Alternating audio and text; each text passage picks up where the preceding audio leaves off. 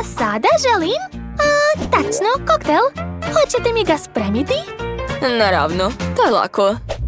Dakle, treba mi blender. Skidam poklopac, uzimam sveže mlijeko. Otvaram ga i sipam u blender. Tako je.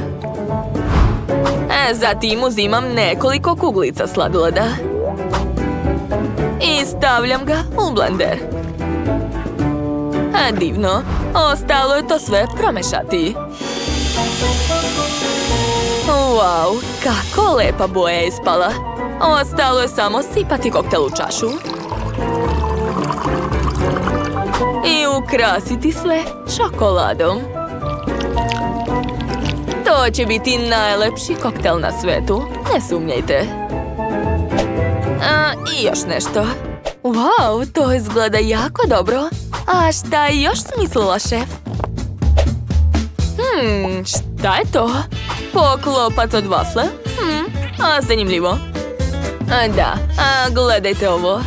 To je najlepše pače torte. I njega ću staviti preko. Zatim nekoliko mančmelova, šećerna vuna i lizalica. O, da. To izgleda mnogo lepo.